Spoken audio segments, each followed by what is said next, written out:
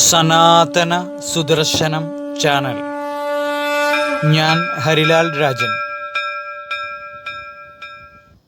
നിങ്ങൾ ഈ ചാനൽ ഇതുവരെ സബ്സ്ക്രൈബ് ചെയ്തിട്ടില്ലെങ്കിൽ ഇപ്പോൾ തന്നെ സബ്സ്ക്രൈബ് ചെയ്യുക, ആ ബെൽ ബട്ടണും അമർത്തുക. ഇന്നു നമ്മൾ മനസ്സിലാക്കാൻ പോകുന്ന വിഷയം യോനി പൂജ നടക്കുന്ന, യോനി പ്രതിഷ്ഠയുള്ള കാമാഖ്യ ക്ഷേത്രം. ദക്ഷന്റെ പുത്രിയായ സതി പിതാവിന്റെ ഇഷ്ടപ്രകാരമല്ല പരമശിവനെ വിവാഹം കഴിച്ചത്. ദക്ഷൻ ഒരു മഹായാഗം നടത്തുകയും ലോകത്തിലുള്ള സർവരെയും യാഗത്തിന് ക്ഷണിക്കുകയും ചെയ്തു. എന്നാൽ ശിവനെയും സതിയെയും ക്ഷണിച്ചില്ല. എങ്കിലും സതി യാഗത്തിന് പങ്കെടുക്കാൻ പോയി. പക്ഷെ അവിടെ വെച്ച് ദക്ഷൻ അവളെ യാഗത്തിന് പ്രവേശിപ്പിച്ചില്ല. മാത്രവുമല്ല, ശിവനെയും സതിയെയും അപമാനിക്കുകയും ചെയ്തു. ദുഃഖം താങ്ങാനാകാതെ സതി ആ യാഗശാലയിലേക്ക് ചാടി ആത്മഹത്യ ചെയ്തു.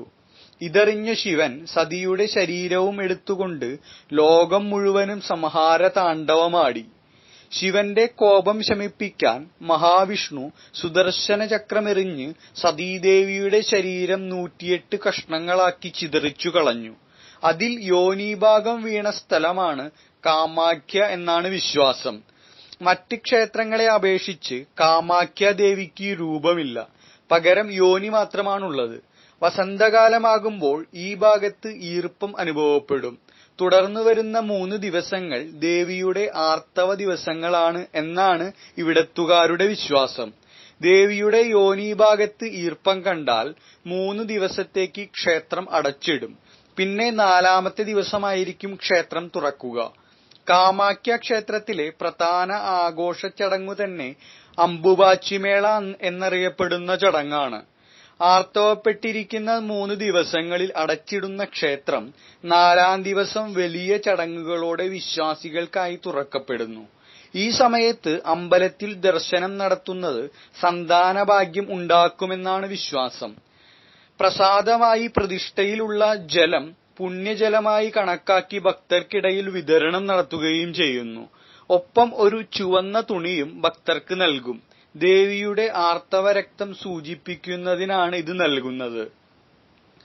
ആസാമിലെ ഏറ്റവും പ്രധാനപ്പെട്ട താന്ത്രിക ക്ഷേത്രവും ഹൈന്ദവ ശാക്തേയ തീർത്ഥാടന കേന്ദ്രവുമാണ് കാമാഖ്യ ദേവി ക്ഷേത്രം. ആസാമിലെ പ്രധാന നഗരമായ ഗുവാഹത്തിയുടെ പടിഞ്ഞാറൻ മേഖലയിൽ നീലാചൽ എന്ന കുന്നിൻ മുകളിലാണ് ഈ ഭഗവതി ക്ഷേത്രമന്ദിരം സ്ഥിതി ചെയ്യുന്നത്. ആസാം ജനതയുടെ രക്ഷാദൈവമായി കാമാഖ്യ ദേവി ആരാധിക്കപ്പെടുന്നു. അംബുബാച്ചിമേളയാണ് ക്ഷേത്രത്തിലെ പ്രധാന ഉത്സവം. ഈ വേളയിൽ ആസാമിൽ വിശ്വാസികൾ വ്രതമനുഷ്ഠിക്കുന്നു. ഈ ദിനങ്ങളിൽ കാമാഖ്യ രജസ്വലയാകുമെന്ന വിശ്വാസത്താൽ ക്ഷേത്രത്തിന്റെ വാതിലുകൾ അടയ്ക്കും. അപ്പോൾ ഭഗവതി അത്യുഗ്രഭാവത്തിലേക്ക് മാറുന്നു എന്നാണ് വിശ്വാസം. ഈ സമയത്ത് പൂജകളൊന്നും നടക്കുകയില്ല. അതോടെ ക്ഷേത്രത്തിന്റെ പരിസരത്ത് വൻ ആഘോഷം സംഘടിപ്പിക്കുകയും നാടിന്റെ നാനാ ദിക്കുകളിൽ നിന്നും വിശ്വാസികൾ നീലാചലിൽ എത്തിച്ചേരുകയും ചെയ്യുന്നു. 4-ാം ദിവസമാണ് ക്ഷേത്രത്തിന്റെ വാതിലുകൾ തുറക്കുന്നത്. അന്നേ ദിവസം വിശേഷാൽ പൂജകൾ ആരംഭിക്കുന്നു. പിന്നീട് കാർമികൻ നൽകുന്ന ചുവന്ന തുണിയുടെ കഷ്ണങ്ങളുമായാണ് ഭക്തർ മടങ്ങുന്നത്. കാമാഖ്യയുടെ ആർത്തവരക്തം പുരണ്ടതെന്ന് കരുതുന്ന ആ തുണിക്കഷ്ണം അഭിവൃദ്ധിയുടെ വാഗ്ദാനമായി തീർത്ഥാടകർ വിശ്വസിച്ചു പോരുന്നു. പ്രാചീനമായ 51 ശക്തിപീഠങ്ങളിലൊന്നായിട്ടാണ് ഇത് കണക്കാക്കപ്പെടുന്നത്. ഈ ക്ഷേത്ര സമുച്ചയത്തിൽ പ്രധാന ഭഗവതിയെ കൂടാതെ 10 ശക്തിസ്ഥാനങ്ങൾ കൂടി സങ്കല്പിക്കപ്പെടുന്നു. അവ ദശമഹാവിദ്യമാരായ 10 ശിവശക്തി, മഹാകാളി, താര, ചിന്നമസ്ത, ബഗളാമുഖി, ഭുവനേശ്വരി, ത്രിപുരസുന്ദരി, ഷോഡശി ശ്രീവിദ്യ, ഭൈരവി, ധൂമാവതി, മാതംഗി, മഹാസരസ്വതി, കമല, മഹാലക്ഷ്മി എന്നിവരുടേതാണ്. ആദിപരാശക്തിയുടെ 10 പ്രധാന താന്ത്രിക രൂപങ്ങളാണിവ. ത്രിപുരസുന്ദരി, മാതംഗി, കമല എന്നിവ പ്രധാന ക്ഷേത്രത്തിലും മറ്റുള്ളവ വേറെ ക്ഷേത്രങ്ങളിലും ആരാധിക്കപ്പെടുന്നു. ഒരു ഇടത്തരം ക്ഷേത്രമന്ദിരത്തിൽ ഒരു ചെറിയ ഗുഹയ്ക്കുള്ളിലായി കൽഫലകത്തിൽ കൊത്തിവെച്ചിരിക്കുന്ന സതീദേവിയുടെ യോനി പീഠത്തിലെ ശ്രീചക്രമാണ് പ്രതിഷ്ഠ. 9 യോനിപീഠങ്ങളുടെ മധ്യത്തിലായി ഒരു യോനിപീഠത്തിലാണ് പ്രധാന പ്രതിഷ്ഠയായ ശ്രീചക്രം നിരൂപിക്കുന്നത്. ആദിപരാശക്തിയുടെ സർവ്വചൈതന്യവും നിറഞ്ഞ താന്ത്രിക അടയാളമാണ് ശ്രീചക്രം എന്ന് ഉപാസകർ വിശ്വസിക്കുന്നു. മാതൃത്വത്തിന്റെ സൃഷ്ടിയുടെ പ്രതീകമായി ആസാം ജനത ഇതിനെ കരുതുന്നു. ഹൈന്ദവ വിശ്വാസപ്രകാരം ദക്ഷയാഗ സമയത്ത് ജീവത്യാഗം ചെയ്ത സതീദേവിയുടെ ശരീരം മഹാവിഷ്ണുവിന്റെ സുദർശന ചക്ര പ്രയോഗത്താൽ 108 കഷ്ണങ്ങളായി ചിതറിയപ്പോൾ യോനീഭാഗം വീണ ഭാഗമാണ് ഇവിടം എന്ന് വിശ്വസിക്കുന്നു. ആദിശക്തിയുടെ പ്രതാപരുദ്രമായ കാളീസങ്കല്പമാണ് കാമാഖ്യാദേവി. അതിനാൽ താന്ത്രികാരാധനയുടെ ഒരു കേന്ദ്രമായും ഈ ഭഗവതി ക്ഷേത്രം പരിഗണിക്കപ്പെടുന്നു. സപ്തമാതാക്കൾക്കും ഇവിടെ വളരെ പ്രാധാന്യമുണ്ട്. ശാക്തേയ കൗളാചാരപ്രകാരം ഭഗവതിയെ പ്രീതിപ്പെടുത്തുന്നതിനായി ആൺമൃഗങ്ങളെ ഇവിടെ ബലി നൽകി പോരുന്നുണ്ട്. പെൺമൃഗങ്ങളെ ബലി കഴിക്കുന്നത് നിഷിദ്ധമാണ്. ആണാടിനെ, പൂവങ്കോഴിയെ നിത്യവും ഇവിടെ ബലിയർപ്പിക്കുന്നുണ്ട്. ഇവയുടെ മാംസം പ്രസാദമായി കരുതുന്ന ഭക്തർ അത് കറിയാക്കി കഴിക്കുന്നുമുണ്ട്.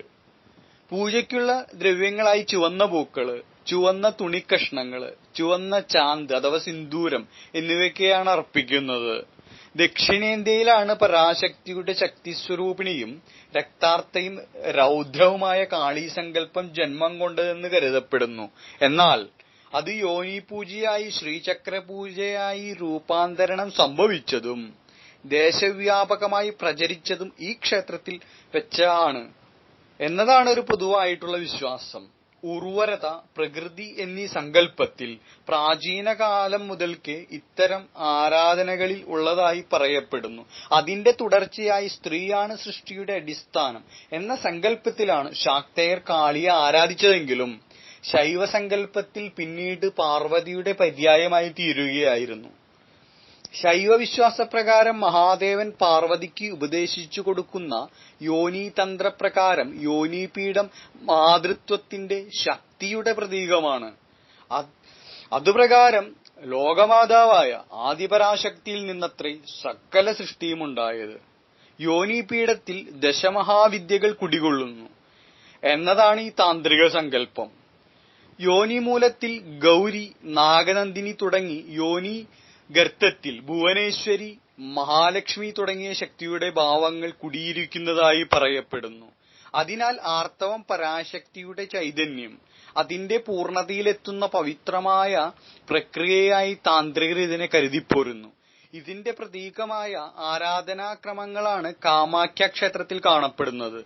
ആഗ്രഹ സാഫല്യത്തിനും രോഗശമനത്തിനും പ്രത്യേകിച്ച് സ്ത്രീകളിലുണ്ടാകുന്ന ആർത്തവ സംബന്ധമായ ഗർഭപാത്രവുമായി ബന്ധപ്പെട്ട രോഗങ്ങൾക്കും മഹാമാരിയിൽ നിന്ന് രക്ഷ നേടുന്നതിനും രക്ഷയ്ക്കുമായി ഭക്തർ ഈ ക്ഷേത്രത്തിൽ ദർശനം നടത്തി വരാറുണ്ട്. ഇഷ്ടമായെങ്കിൽ ലൈക്ക് ചെയ്യുക, ചാനൽ സബ്സ്ക്രൈബ് ചെയ്യുക. എല്ലാവർക്കും നന്ദി.